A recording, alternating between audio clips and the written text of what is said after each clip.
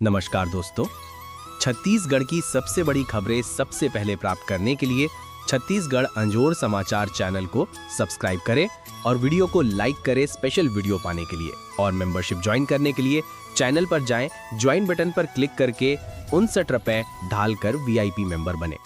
आज की इस वीडियो में जानेंगे सरकार ने कौन कौन से बड़ी घोषणा की और आप छत्तीसगढ़ के किस जिले या गांव से वीडियो को देख रहे हैं तो कृपया कमेंट बॉक्स में बताएं। बेमेतरा जिला पंचायत सीईओ के निवास पर ईओडब्ल्यू की दबिश। आरआई परीक्षा में गड़बड़ी को लेकर प्रदेश के 20 ठिकानों पर रेड। सूत्रों के मुताबिक आरआई परीक्षा में गड़बड़ी को लेकर ये छापेमारी हुई है, हालांकि जांच के बाद ही खुलासा हो पाएगा। बेमेतरा जिला पंचायत की सीईओ प्रेमलता पद्माकर के ठिकानों पर ईओडब्ल्यू ने छापा मारा है। बेमेतरा के न्यू सर्किट हाउस के पीछे स्थित शासकीय निवास में टीम ने दबिश दी है, जहां जांच पड़ताल जारी है। वहीं सुरक्षा के लिहाज से बेमेतरा की स्थानीय पुलिस की टीम भी मौके पर मौजूद है। 3 गाड़ियों में आई टीम। गौरतलब है कि 6 महीने पहले ही प्रेमलता पद्माकर बेमेतरा जिला पंचायत की सीईओ के रूप में पदस्थ हुई हैं। इसके बाद बुधवार को ईओडब्ल्यू अधिकारियों की 3 गाड़ी मौके पर पहुंची। कई दस्तावेज खंगाले जा रहे हैं। जांच के बाद ही मामले का खुलासा हो पाएगा। आरआई परीक्षा में गड़बड़ी की शिकायत। छत्तीसगढ़ में एसीबी और ईओडब्ल्यू की संयुक्त कार्यवाही लगभग पूरे प्रदेश में चल रही है। बुधवार सुबह दोनों एजेंसियों ने प्रदेश भर में करीब 20 ठिकानों पर एक साथ दबिश दी है। ये छापेमारी उस परीक्षा में हुई अनियमितताओं से जुड़ी है जो पटवारी से आरआई बनने के लिए 2024 में आयोजित की गई थी।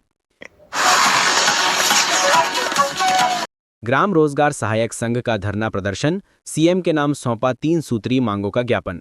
ग्राम रोजगार सहायक ने 3 सूत्री मांगों को लेकर धरना प्रदर्शन किया। ग्राम रोजगार सहायक संघ जिला दक्षिणी बस्तर दंतेवाड़ा ने अपनी 3 प्रमुख मांगों को लेकर 1 दिवसीय धरना प्रदर्शन किया। इस दौरान चारों विकास खंडों दंतेवाड़ा, गीदम, कटेक कल्याण और बारसूर के ग्राम रोजगार सहायकों ने तहसीलदार के माध्यम से मुख्यमंत्री के नाम ज्ञापन सौंपा। संघ का आरोप है कि बस्तर संभाग के दंतेवाड़ा, सुकमा, बीजापुर और कांकेर जिलों में जारी सचिव भर्ती प्रक्रिया में ग्राम रोजगार सहायकों के 20 वर्ष के अनुभव को नजरअंदाज किया जा रहा है। सीएम के नाम सौंपा गया ज्ञापन। संघ के अध्यक्ष ने बताया कि वर्ष 2006 से ग्राम रोजगार सहायक मनरेगा योजनाओं में लगातार काम कर रहे हैं। ग्रामीण क्षेत्रों में पंचायत कार्यों का गहरा अनुभव रखते हैं। कई साथी उम्रदराज हो चुके हैं, लेकिन इसके बावजूद मौजूदा सचिव भर्ती प्रक्रिया में रोजगार सहायकों को प्राथमिकता नहीं दी जा रही है, जिससे सीधे तौर पर हजारों रोजगार सहायकों के भविष्य पर सवाल खड़ा हो गया है। इसी मुद्दे को लेकर जिला प्रशासन के माध्यम से मुख्यमंत्री को 3 सूत्री मांगों का ज्ञापन सौंपा गया है। ग्राम पंचायत सचिव पर गबन का आरोप। सचिव ने आरोपों को बताया झूठा। एमसीबी जिले के ग्राम पंचायत खोरा सचिव पर लाखों रुपए के गबन का आरोप लगा है। वहीं सचिव ने आरोपों को झूठा बताया है। मनेन्द्रगढ़, चिरमिरी, भरतपुर जिला मुख्यालय से 170 किलोमीटर दूर ग्राम पंचायत खोहरा में सरकारी योजनाओं को लेकर बड़ा घोटाला सामने आया है। ग्राम पंचायत सचिव राजकुमार यादव पर आरोप है कि उन्होंने बिना किसी वास्तविक निर्माण कार्य के पूरी सरकारी राशि आहरण कर लिया है।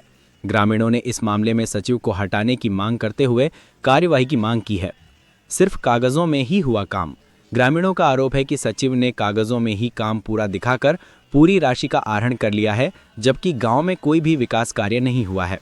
ग्रामीणों का आरोप है कि सचिव ने ग्राम पंचायत के खाते से पैसे निकाले हैं। इसकी जानकारी सरपंच, उप सरपंच और पंचों को नहीं दी गई है। ग्रामीणों ने प्रशासन से मांग की है कि सचिव के खिलाफ कार्रवाई की जाए और गबन की हुई राशि की वसूली हो। इस मामले में ग्रामीणों के आरोपों के बाद प्रशासनिक अधिकारी जांच की बात कह रहे हैं, लेकिन ग्रामीणों का कहना है कि सिर्फ कागजी कार्रवाई हो रही है और कोई ठोस कदम नहीं उठाया जा रहा है। राष्ट्रपति द्रौपदी मुर्मू का सरगुजा दौरा। कार्यक्रम स्थल पर तैयारियां पूरी। वायुसेना ने किया ट्रायल रन। सरगुजा में राष्ट्रपति द्रौपदी मुर्मू के दौरे की तैयारियां पूरी कर ली गई हैं। राष्ट्रपति द्रौपदी मुर्मू के सरगुजा आगमन और जनजातीय गौरव दिवस के राज्य स्तरीय कार्यक्रम को लेकर तैयारियां पूरी कर ली गई है। राष्ट्रपति के आगमन के दौरान शहर में पुलिस का कड़ा पहरा रहेगा। मंगलवार को हेलीपैड पर हेलीकॉप्टर लैंडिंग का ट्रायल किया गया। वायुसेना के हेलीकॉप्टर ने बारी बारी तीनों हेलीपैड पर हेलीकॉप्टर उतारकर सुरक्षा मानकों की जांच की। इसके साथ ही पायलट और अन्य अधिकारियों ने आवश्यक दिशा निर्देश भी दिए। कब आ रही हैं राष्ट्रपति? आपको बता दें कि 20 नवंबर को सरगुजा में जनजातीय गौरव दिवस पर राज्य स्तरीय कार्यक्रम का आयोजन किया जा रहा है। इस कार्यक्रम में देश की राष्ट्रपति द्रौपदी मुर्मू आने वाली हैं। राष्ट्रपति के शहर आगमन को लेकर शासन और जिला प्रशासन ने तैयारियां पूरी कर ली हैं। पीजी कॉलेज मैदान में भव्य डोम का निर्माण किया गया है। राष्ट्रपति के 3 हेलीकॉप्टर शहर के गांधी स्टेडियम में उतरेंगे। इसके लिए गांधी स्टेडियम में एक साथ 3-3 हेलीपैड का निर्माण कराया गया है।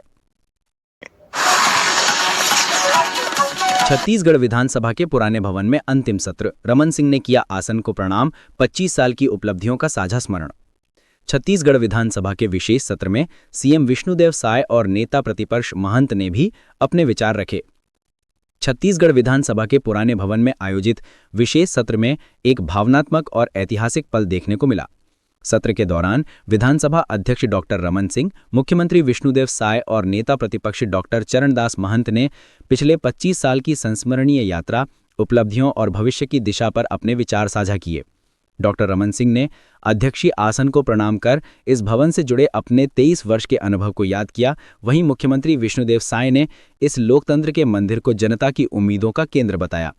इस दौरान नेता प्रतिपक्ष डॉक्टर चरणदास महंत ने जनता को सीधे विधानसभा से जोड़ने के लिए नई तकनीकी व्यवस्था लागू करने का सुझाव देकर सत्र में नई बहस को जन्म दिया। चर्चाओं और संस्मरणों के बीच ये सत्र पुराने विधानसभा भवन को भावनात्मक विदाई देते हुए नए रायपुर के नए भवन में शुरू होने वाली नई संसदीय यात्रा का संकेत भी बन गया।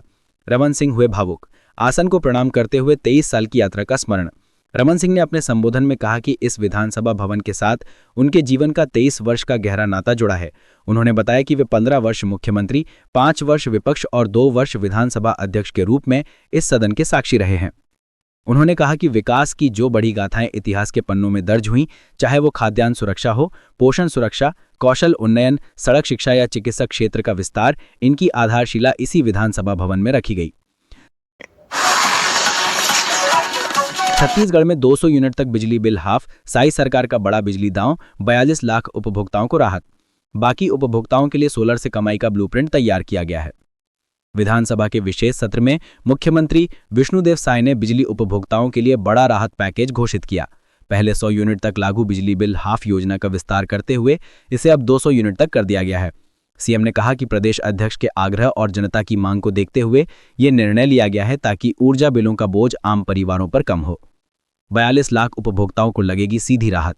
मुख्यमंत्री साय ने बताया कि इस संशोधित योजना से प्रदेश के लगभग 42 लाख घरेलू उपभोक्ताओं को सीधा लाभ मिलेगा। घरेलू खपत पर आधा बिल लागू होने से घरों में बिजली के खर्च में बड़ी कमी आएगी और आर्थिक स्थिति पर तत्काल सकारात्मक असर देखने को मिलेगा। सरकार का दावा है कि ये कदम आम जनता के लिए बड़ी आर्थिक राहत साबित होगा। बाकी उपभोक्ताओं के लिए पीएम सूर्य घर का रास्ता। सीएम साय ने आगे बताया कि जो 45 लाख उपभोक्ता में से जो इस योजना में शामिल नहीं हो पा रहे हैं, उनके लिए पीएम सूर्य घर मुफ्त बिजली योजना बड़े अवसर के रूप में उपलब्ध है। इस योजना के तहत घरों में 1 किलोवाट सोलर सिस्टम लगाने पर भारी सब्सिडी दी जा रही है। मुख्यमंत्री के अनुसार आने वाले वर्षों में ये उपभोक्ता अपनी बिजली खुद पैदा करके न केवल मुफ्त में उपयोग करेंगे बल्कि अतिरिक्त बिजली बेचकर आय भी अर्जित कर सकेंगे। केंद्र और राज्य मिलकर दे रहे हैं 75% तक सब्सिडी। सीएम साय ने बताया कि घरेलू सोलर सिस्टम लगाने की कुल लागत का लगभग 3/4 हिस्सा सब्सिडी के रूप में दिया जा रहा है। केंद्र सरकार 1 किलोवाट पर 30,000 रुपये और राज्य सरकार 15,000 रुपये की अतिरिक्त सब्सिडी दे रही है।